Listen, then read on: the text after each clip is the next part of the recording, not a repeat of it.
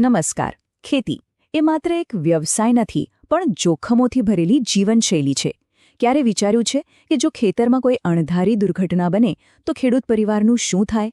આજે આપણે ગુજરાત સરકારની એક એવી જ યોજના વિશે વાત કરીશું જે આવા મુશ્કેલ સમયે એક મજબૂત આધાર પૂરો પાડે છે, અને એ યોજનાનું નામ છે ખેડૂત અકસ્માત વીમા યોજના. ચાલો એક પળ માટે વિચારીએ. ખેતી કામ ચાલી રહ્યું છે અને અચાનક કોઈ દુર્ઘટના બને છે. આવા સમયે આખા પરિવાર પર આર્થિક સંકટના વાદળો ઘેરાઈ જાય છે, તો આ યોજના બરાબર આ જ સમસ્યાના ઉકેલ માટે બનાવવામાં આવી છે. તો આ યોજનાનો મુખ્ય હેતુ એકદમ સ્પષ્ટ છે: અકસ્માતનો આઘાત લાગ્યા પછી પરિવારને આર્થિક મુશ્કેલીમાંથી બચાવો. જુઓ, આ માત્ર એક સરકારી મદદ નથી. આ એક એવું સુરક્ષા કવચ છે જે પરિવારને ફરીથી પોતાના પગ પર ઊભા થવા માટે જરૂરી સમય અને સાધન આપે છે. સારું, તો સૌથી પહેલો અને સૌથી મહત્વનો સવાલ એ જ આવે છે કે આ યોજનાનો લાભ ખરેખર કોણ લઈ શકે છે. ચાલો આપણે સમજીએ કે આ સુરક્ષા કવચ હેઠળ કોનો સમાવેશ થાય છે. આ યોજનાની સૌથી મોટી અને સારી વાત એ છે કે તે ફક્ત નોંધાયેલા ખેડૂત પૂરતી જ સીમિત નથી. ના, આ સુરક્ષા કવચ ખેડૂતના જીવનસાથી અને તેમના સંતાનોને પણ આવરી લે છે. એટલે કે આખા પરિવારને એકસાથે સુરક્ષા મળે છે. અહીંયા એક ખૂબ જ મહત્વનો તફાવત સમજવો જરૂરી છે. આ યોજના ફક્ત અને ફક્ત અકસ્માતને કારણે થયેલી ઈજા કે મૃત્યુ માટે જ છે.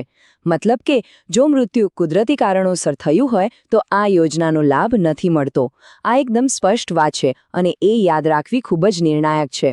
યોજનાનો લાભ લેવા માટે વધુ એક મહત્વનો નિયમ છે, અને એ છે ઉંમરનો. જે પણ લાભાર્થી છે એમની ઉંમર 5 વર્ષથી ઓછી અને 70 વર્ષથી વધુ ન હોવી જોઈએ. આ એકદમ સ્પષ્ટ માપદંડ નક્કી કરેલો છે. ચાલો હવે આ યોજનાના સૌથી મુખ્ય ભાગ પર આવીએ, એટલે કે આવા દુઃખદ સંજોગોમાં આર્થિક સહાય મળે કેટલી. આ આંકડા જે તે પરિવાર માટે ખૂબ જ મહત્વના બની રહે છે. જો આકસ્મિક મૃત્યુ થયું હોય, સંપૂર્ણપણે કાયમી અપંગતા આવી ગઈ હોય, અથવા તો 2 આંખો કે 2 અંગો ગુમાવવા પડ્યા હોય, આવા ગંભીર કિસ્સામાં સરકાર દ્વારા પૂરા 2 લાખ રૂપિયાની સહાય ચૂકવવામાં આવે છે. આ યોજના હેઠળ મળતી મહત્તમ રકમ છે. અને જો અકસ્માતને કારણે એક આંખ અથવા એક અંગ ગુમાવવું પડે, જેને આપણે આંશિક અપંગતા કહી શકીએ, તો તેવા કિસ્સામાં 1 લાખ રૂપિયાની સહાય આપવામાં આવે છે. સારું, તો લાભ કોને મળે અને કેટલો મળે એ તો આપણે જોયું, પણ આ સહાય મેળવવા માટે કઈ પ્રક્રિયા અનુસરવી પડે, કઈ સમયમર્યાદાનું પાલન કરવું પડે? ચાલો હવે આપણે એના આવશ્યક નિયમો અને શરતો પર એક નજર કરીએ. આ આંકડો બરાબર યાદ રાખી લેજો: 150 દિવસ. જે દિવસે દુર્ઘટના બને તેના 150 દિવસની અંદર અરજી કરવી ફરજિયાત છે. જો આ સમય ચૂકી જવાય તો પછી લાભ મેળવવાનો અધિકાર ગુમાવી શકાય છે. અરજી કરવા માટે જિલ્લા વિકાસ અધિકારી એટલે કે ડીડીઓની ઓફિસનો સંપર્ક કરવાનો રહે છે. અરજીની સાથે ડોક્ટર દ્વારા પ્રમાણિત કરાયેલું ઈજા કે મૃત્યુનું પ્રમાણપત્ર જોડવું એકદમ અનિવાર્ય છે. અને હા, જો લાભાર્થીનું દુઃખદ અવસાન થયું હોય તો તેમના જે કાયદેસરના વારસદાર હોય એમણે આ અરજી કરવાની હોય છે. ચાલો હવે એ જોઈએ કે છેલ્લા કેટલાક વર્ષોમાં આ યોજનાની જમીન પર વાસ્તવિક અસર કેવી રહી છે. આંકડા આપણને બતાવશે કે ખરેખર કેટલા પરિવારોને આ યોજના થકી મોટો આધાર મળ્યો છે.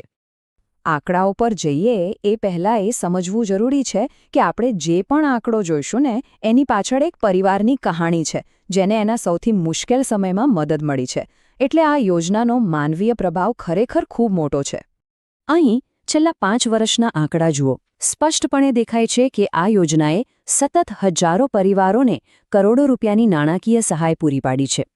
ભલે લાભાર્થીઓની સંખ્યામાં થોડી ઘણી વધઘટ થઈ હોય, પણ દર વર્ષે લગભગ 40થી 50 કરોડ રૂપિયાની સહાય ચૂકવવામાં આવી છે.